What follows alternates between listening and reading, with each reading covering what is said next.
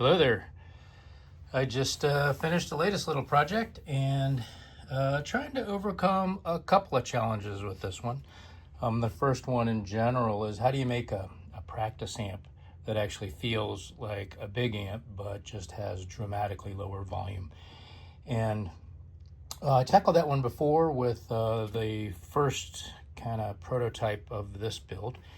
And this basically has a lot of that same DNA, and that is, it is a full-fledged amplifier that is all tube, point-to-point wired, has a traditional transformer, traditional filtering stages, does have a solid-state rectifier, but it runs through a couple of dual triode preamp tubes, and then it has a Cathodyne Phase splitter, and then it goes into two pentode power tubes, but they're small power tubes. They're EF80s, and each of them by themselves is maximally rated at 2.5 watts. But the way I designed this amp was with some cathode bias to decrease the efficiency, and pretty much shot for everything for an output that was under 1.5 watts.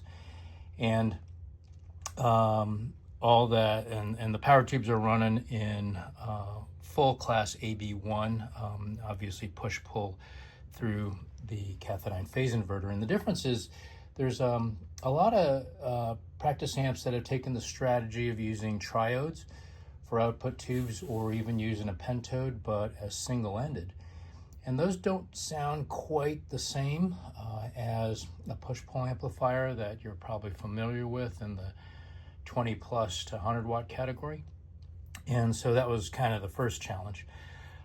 So I made that amp and made a video of it, and I was actually super stoked about it. But even at 1.3 to 1.4 watts, it's still, I wouldn't call it bedroom level. I would call it, for a guitar standpoint, really quiet, but from a normal person standpoint, still, you can hear it in the next room if you're really starting to go to town, especially in the dead of night. So the second challenge I was trying to accomplish with this particular design is, can you take that sub 1.5 watts of class AB1 amplifier and downsize it even more so that you can get half the volume? So that's what the challenge here was. So one thing that's really interesting about the way watts and perceived sound level works is, like, if you start with a 100 watt amp, I think you'd figure that a 50 watt amp would be half as loud, but actually that doesn't turn out to be the case the way perceived sound levels work. So in order to be about half as loud, you have to go tenfold lower in power output. So a 10 watt amp, all other things being considered, would be about half as loud as a 100 watt amp. Similarly, a 1 watt amp would be about half as loud as a 10 watt amp. So to get that down again to hopefully true bedroom levels, but still keep all the dynamic of a real push-pull pentode power amp, we have to get down in the 100 milliwatt range. So that's like 1,000 times less output wattage than a 100 watt amp. So what I wanted to do with this amp was to make that 1.5 milliwatt one, or I'm sorry, the 1.5 watt version, which I'll call micro, which is great for practicing, during the daytime, but be able to switch it to around 130 or so milliwatts. So at night, I don't keep my wife up, or she doesn't come by and go, "Hey honey, can you please turn it down? I'm trying to sleep." So that was the goal. So what we've got here, design-wise, this is all, it's designed as a kind of a DIY thing. If you want to build one, it's not hard. I'll post the schematic, and someday I'll make a video on the design of it, so it's fairly clear exactly what things are doing in there and why they're designed that way. But this has a Hammond 290 AAX power transformer, which takes 120 volts AC and then puts out on the high voltage secondary 245 volts center tapped. And it also has a 6.3 volt filament secondary. It does not have a 5 volt filament for rectifier, which is great because I actually didn't have room to put a rectifier in this guy anyway. So this is solid state rectified. After those get rectified into DC, We've got a dual cap can here. Basically, half of it is working as a reservoir cap. The other half is, grossly more capacitance than I needed for filtering, but it's still cool. And the B plus power goes into two dual triodes. This is a 12AT7, and the first two stages of gain are this little fella here, and then the next guy in the line is a 12AX7, and that's basically a third stage of gain pushing the phase inverter, which is the Cathodyne Phase inverter.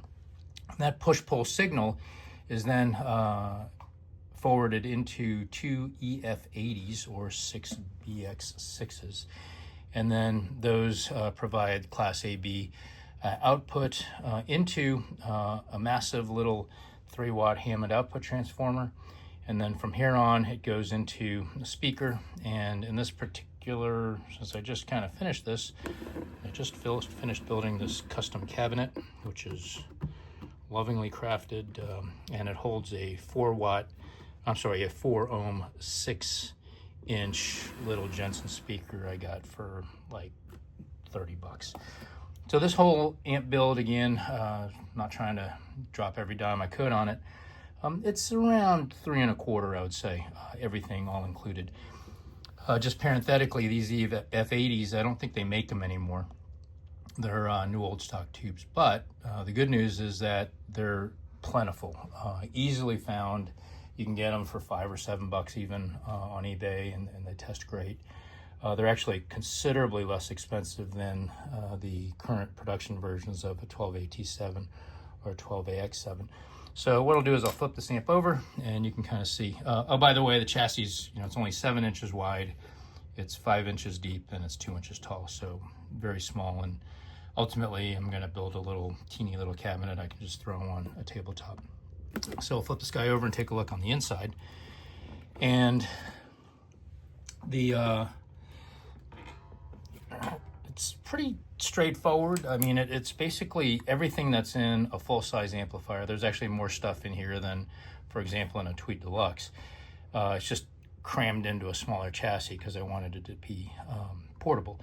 So on the power side, a couple of modifications. There's a T-MOV here, which basically provides us an extra layer of protection against transient voltage or current spikes that may occur too quickly for the little slow blow fuse here to react to.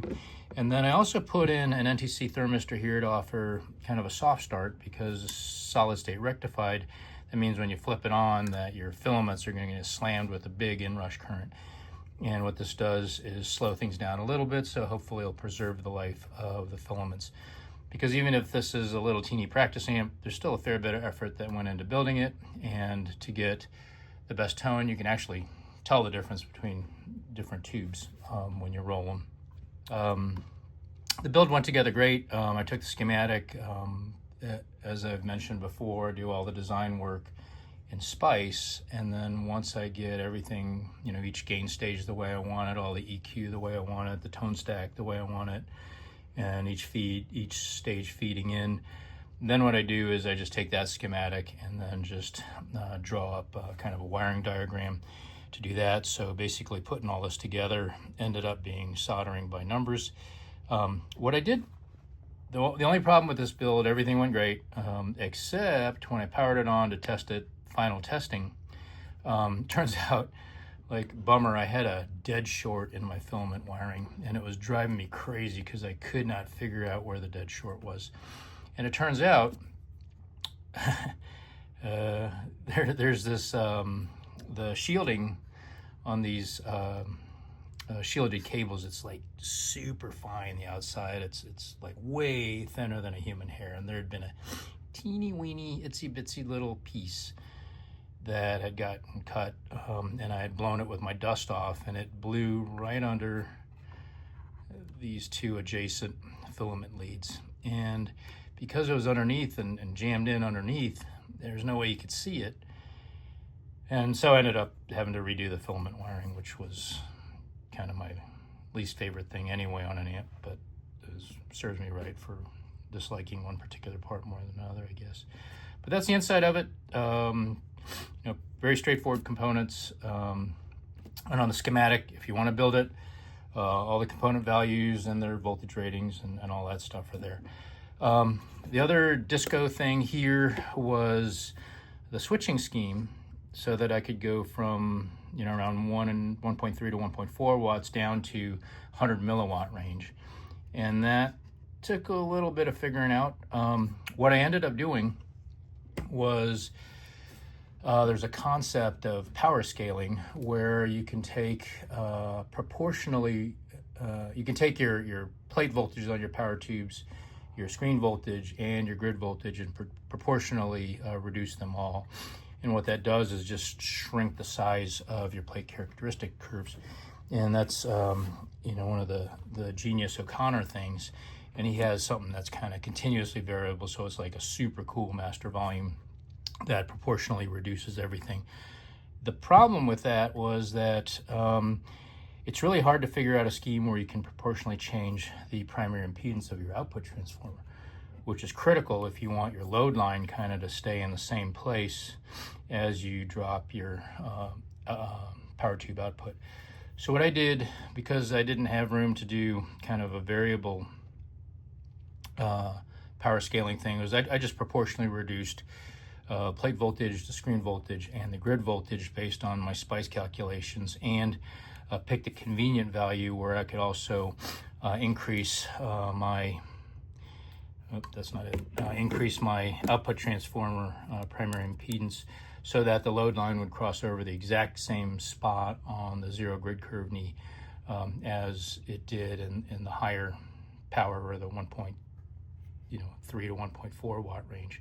So the goal was to see if we could exactly recreate the feel, or as closely as possible, of a big class AB1 dual pentode amplifier at microscopic volumes.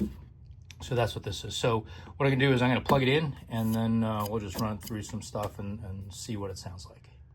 All right, cool beans. Thanks for sticking around. We have the little fella all plugged in here, and just super quick, there's two modes, the difference in this amp. First mode is the sub 1.5 watt range, so really kind of 1.3 watts max. And then it's switchable down to the milliwatt range. But what we'll do is I'll just kind of run through things real quick. The tone stack is the same one that I used before, which is that beautiful tilt tone stack design from Merlin Blend Co. And as I mentioned previously, it's an incredibly versatile one knob high impedance tone stack.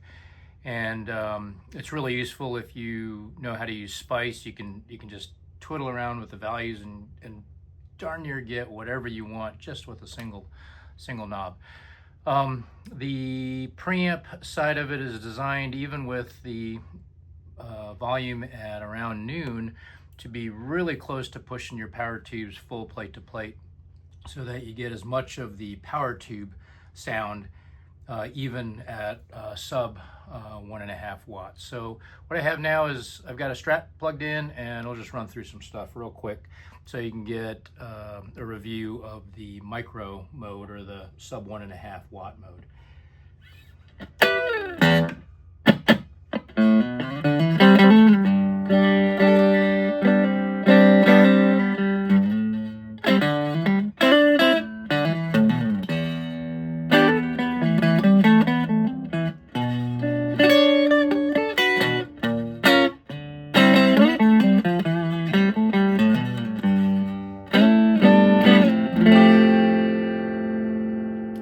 That's cleans. What I can do is I can push the gain up just a little bit, so that we get into kind of our more touch sensitive stuff, where depending on your pick dynamics, you can get a little bit more crunch just from pick dynamics. So let's try something like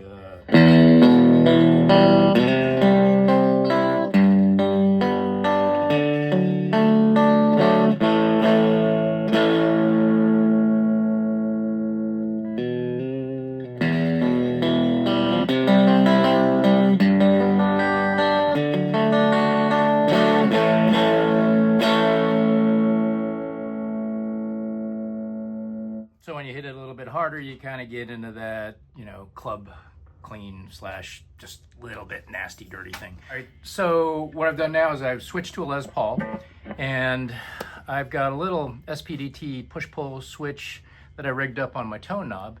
And what this does is actually increase the gain going into the second stage preamp tube. And so we're increasing preamp gain, and the goal here was so that I could get a little bit more kind of rock stuff. And this is a Les Paul just going straight in. So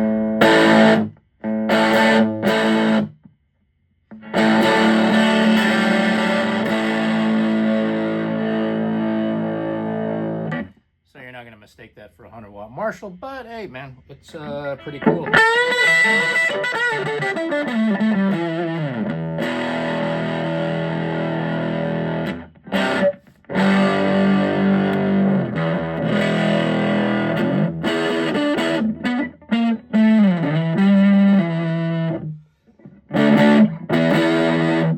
So that's the 1.5 watt max mode.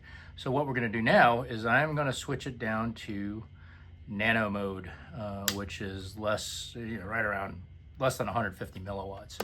And I'm going to switch back to the Strat, and we'll kind of do the same thing. To get half as loud, as we talked about before, requires a tenfold reduction in output wattage.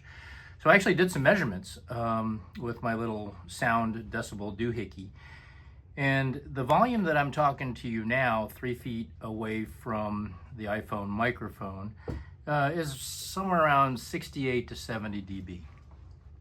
And in the kind of micro mode, 3 feet away from the dead center of the speaker, my doohickey was measuring right around 88, 90, depending on what I was playing, dB.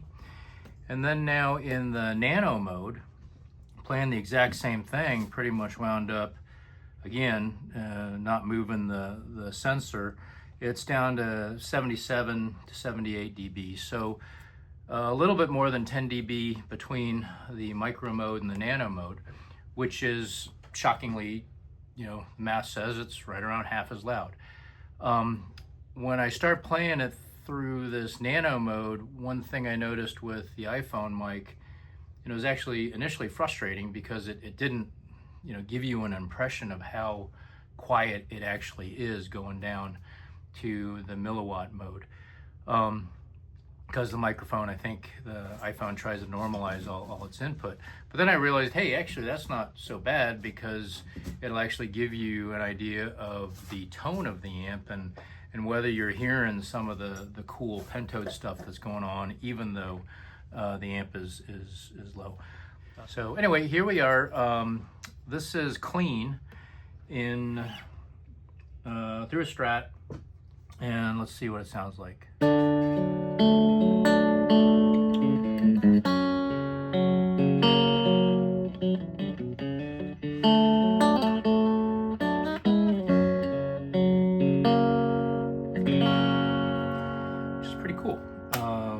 Play something that we tried before.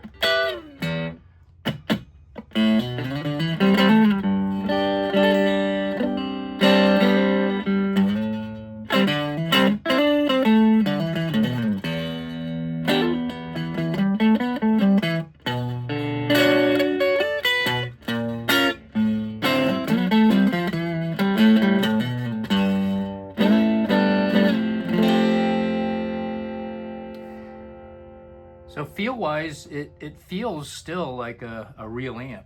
It doesn't feel like a little practice amp. It doesn't feel like one of those things that you stick headphones on and you plug your guitar into. It doesn't feel like plugging into your computer and then running it through headphones. It actually feels under the fingers like a real amp, which is kind of cool.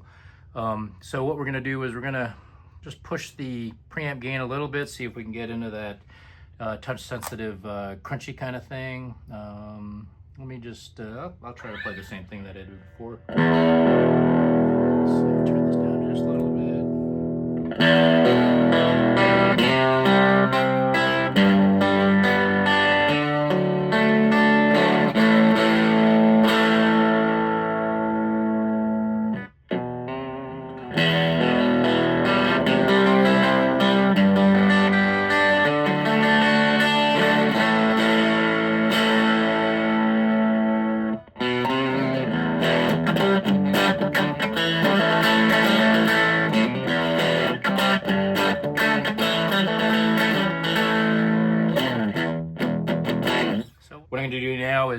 flip over to my Les Paul and we'll do the kind of rocky stuff.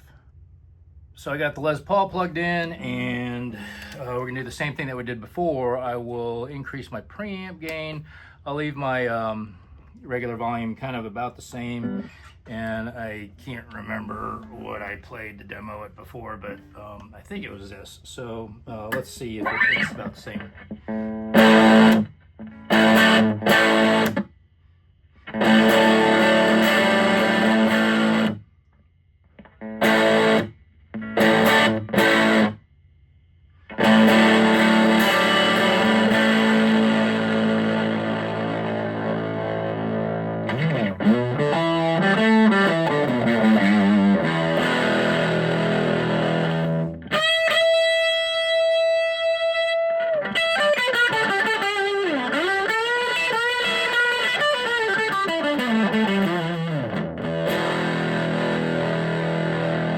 So that's quite a bit more gain than I would usually play with, but it's kind of cool.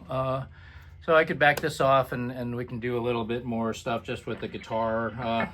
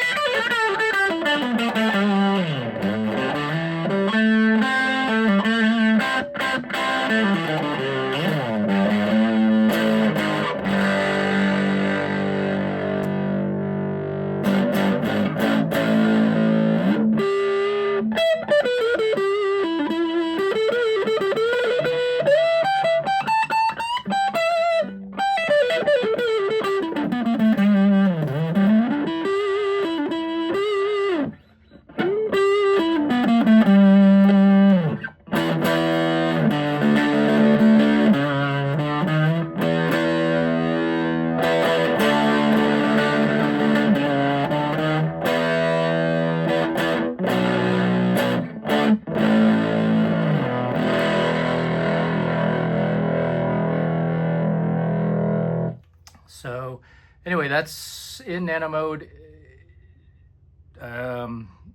In the nano mode, gosh, it's hard to convey like how much quieter it is. And so I'm actually pretty stoked. I think I'll finish building up a little cabinet. I do have to say I'm not totally in love with this speaker, but I do want something that's small, and the choices in 6-inch speakers, I don't know, maybe even a car speaker might be better, but I think what I'll do is I'll just play around, see if I find a speaker I like, put it into a cabinet, and I think I'm going to use the heck out of it.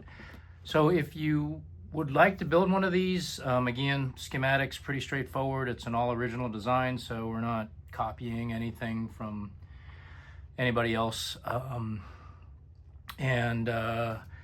It's a fun little build. If you actually build it in a slightly bigger chassis, you won't run into as much of, building a ship in the bottle kind of wiring and soldering and stuff like that. But I'm super stoked with it. If you build it, let me know. I'd be real interested to hear what you think. And anyway, thanks a lot for tuning in.